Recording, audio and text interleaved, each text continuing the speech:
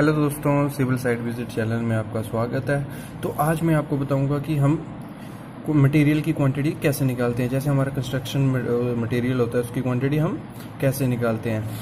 Construction material हो गया, जैसे हमारा सीमेंट हो गया, सैंड हो गया, एग्रीगेट हो गया, तो उसकी हम क्वांटिटी कैसे निकालेंगे वो आज मैं आपको बताऊँगा।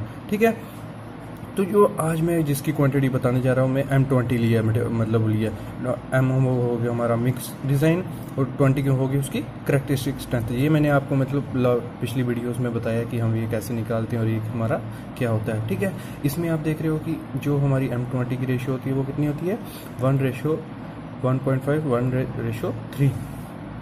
ठीक है, इसमें 1 हो गया हमारा सीमेंट हो गया, 1.5 हमारी सैंड हो गई और 3 हमारा है एग्रीगेट हो गया। ठीक है, इसमें तो आज मैं आपको बताऊंगा M20 की मटेरियल की क्वांटिटी हम कैसे निकालते हैं। ठीक है, तो सबसे पहले मतलब ये सब आपको पता होना चाहिए कि मतलब उसमें आगे यूज होने वाला है।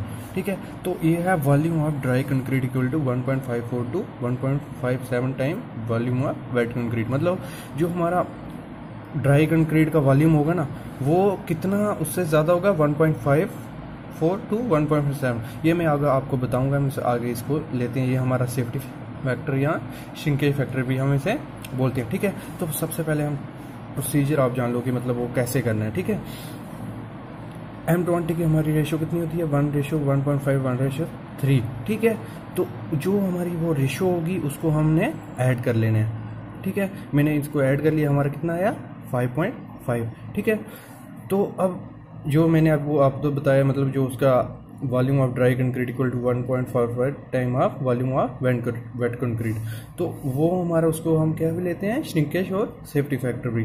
ये आ गया। आगे हमारी अब क्वांटिटी निकालते हैं, हमारा सीमेंट की कितनी क्वांटिटी होगी M20 की रेशियो में। तो सबसे पहले आपको क्या करना है, सीमेंट का मतलब कितना है रेशियो है इसमें, 1।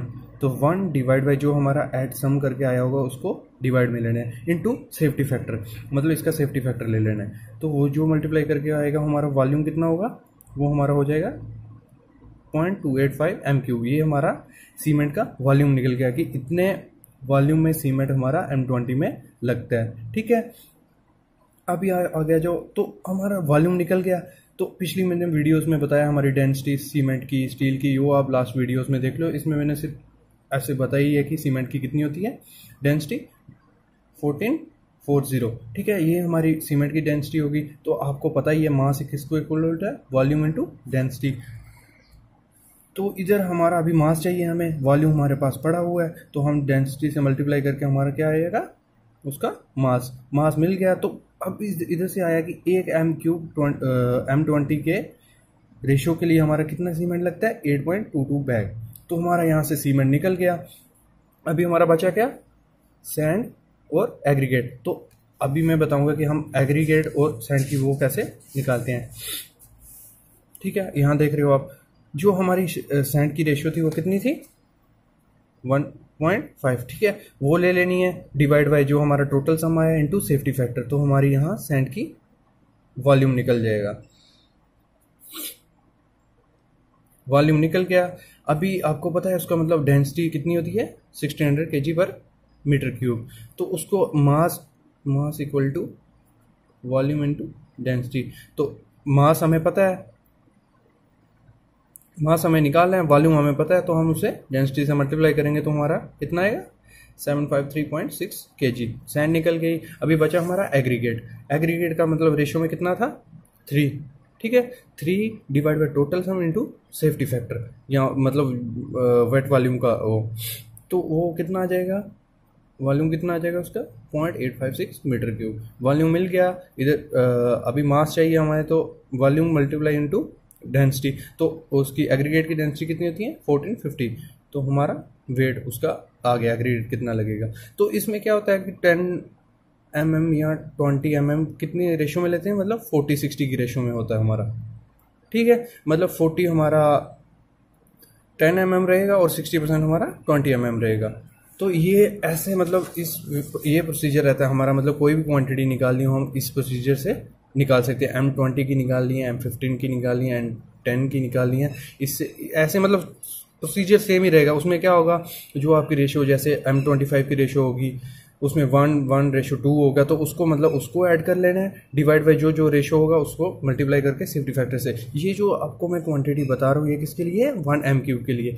आगे मैं अभी एक एग्जांपल लूँगा, कोई भी मतलब ऐसे क्वांटिटी निकालता हूँ मैं कि स्लैब है उसमें कितना मटेरियल लगेगा, वो आगे मैं एग्जांपल एक बताता हूँ आपको, ठीक है। तो मैंने ये एक एग्जांपल लिया, मेरी एक हाउस की स्लैब है, ठीक है, 6 मीटर बाई 20 मीटर की। तो ये इसमें मतलब कितना सीमेंट लगेगा, कितनी सैंड लगेगी और कितना एग्रीगेट, ये मैं आपको निकाल के बताऊंगा। मतलब प्रोसीजर सेम ही रहेगा लेकिन इसमें थोड़ा चेंज है, ठीक है। तो उसमें क्या है, मेरा जो स्लैब की डेप्थ है वो कितनी है, 0.125 mm, ठीक है।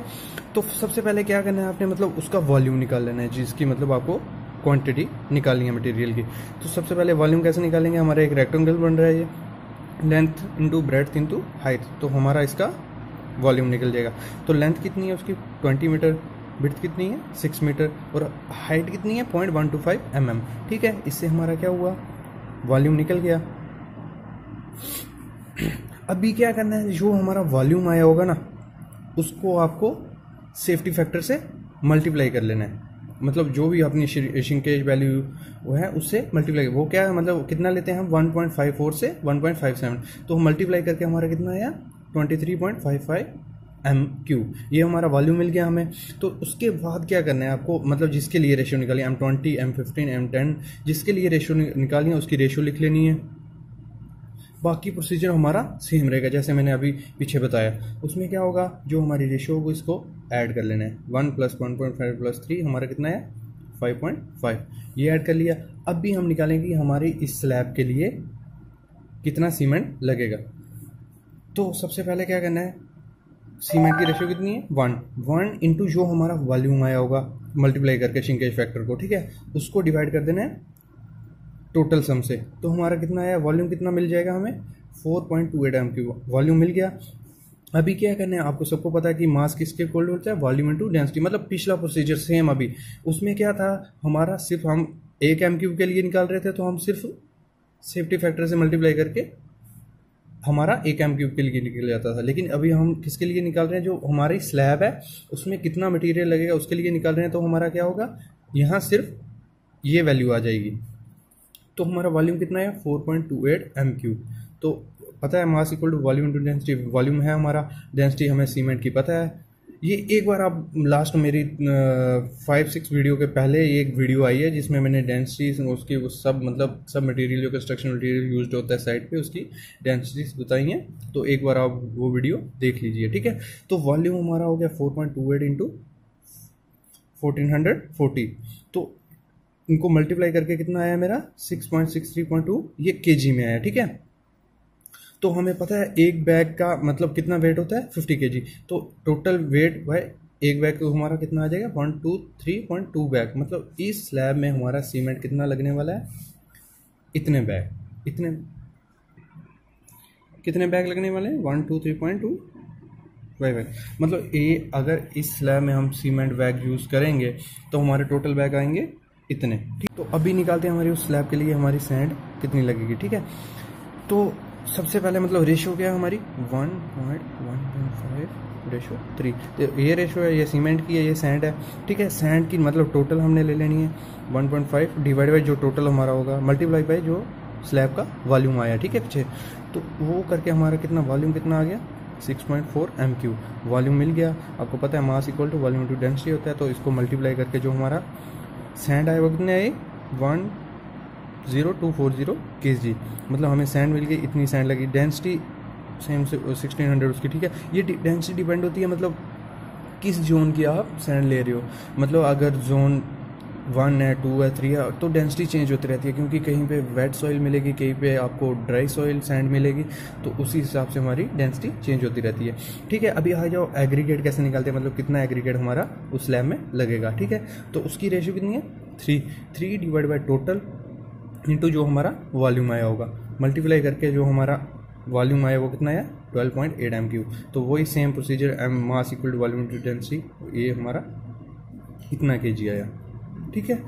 तो ये मतलब इतना मटेरियल हमारा उधर उस स्लैब में लगने वाला है। सीमेंट निकल गया, एग्रीगेट निकल गया, सैंड निकल गई, तो इतना टोटल मटेरियल हमारा उस स्लैब में लगेगा। जो सब वैल्यू मैंने आपको निकाल के सैंड की बताई या एग्रीगेट की, वो किस में बताई मैंने, केजी में। लेकिन जो हमारे मतलब छोटी मोटी कंस्ट्रक्शन साइट पे है उधर हम यूज़ करते हैं तो वो किस में, वॉल्यूम में। तो वो मैंने पीछे वीडियो एक बना के बताई है कि मेजरिंग बॉक्स बना के कैसे वॉल्यूम निकालते हैं, तो उस हिसाब से आप वॉल्यूम में भी इसको ले सकते हो। मतलब ये डिपेंड होता है मतलब कंस्ट्रक्शन साइट पे कि किस में उधर मेजरिंग के लिए क्या टूल यूज़ कर रहे हो।